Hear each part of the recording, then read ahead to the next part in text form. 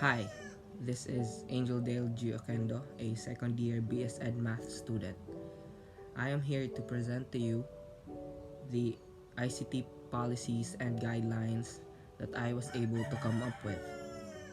This is for Edu 107 Technology for Teaching and Learning 1. So for the first policy, alterations of the setting configuration of any computer-related facility is prohibited. This pertains to the alterations of the settings in computers and even the alterations of the placement of hardware, computer related hardwares, and even softwares. It is prohibited without the authorization of the instructor. Second, eating, drinking, smoking, and any form of vandalism are prohibited when using a computer. This is related to the safety use of computer-related materials like keyboards, screens, and even printers. Eating and drinking near computer-related materials could cause these hardwares to get wet or spilled over by liquids, which will then cause its malfunctioning. So for the third policy, accessing pornographic sites is strictly prohibited. Of course, in a classroom or in school, learning should be wholesome, and of course, the accessing of pornographic sites should be prohibited. Next, do not abuse the hardware, software, or lab personnel. So please operate the equipment with respect and care.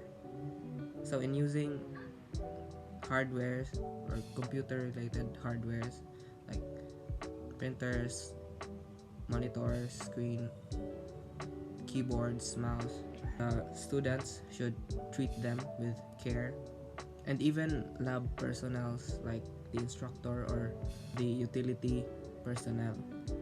The students or the learners should pay respect and treat these materials with care.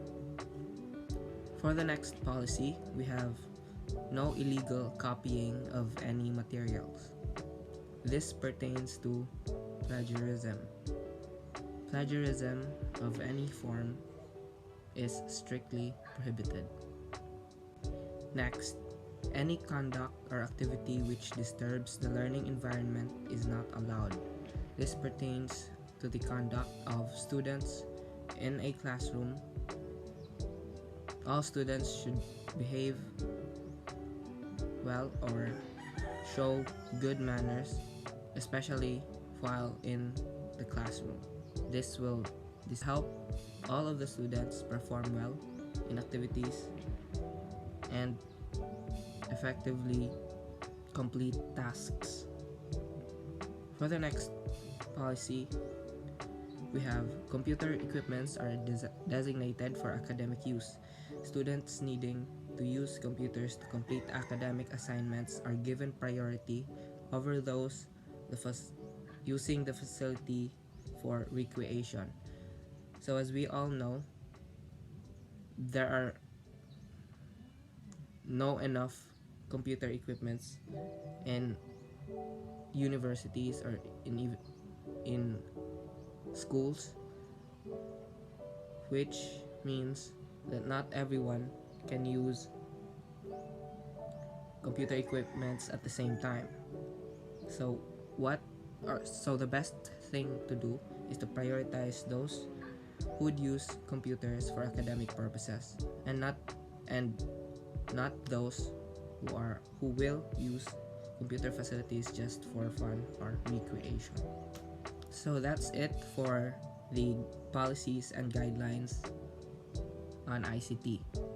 So for the consequences of the violations, we have here the guidelines of how students who violate these policies will be reprimanded. First, for the first violation, the violator will receive a written warning from the instructor outlining the consequences that will follow if there are further violations. So for the first offense, the violator will receive a letter from the teacher or from the instructor regarding the consequences if he or she, or if the violator violates these policies again. For the second violation, the violator will be banned from all non-instructor supervised computer labs for the remainder of the term in which the violation occurs. So for the second offense, the violator will be banned just within the term. The violator will not be allowed to use computer equipments without instructor supervising him or her. For the third violation, the violator will be permanently banned from all non-instructor supervised computer labs. So for the third offense, the offender will be permanently banned from using computer materials unsupervised by an instructor. And the difference between this and the second offense is that for the third violation, you will be banned permanently and not just for a single term. I guess that's all for the ICT policies and guidelines that I came up with. All of these policies and guidelines contribute to the effective use of ICT and the integration of technology for the improvement of the quality of education for learners.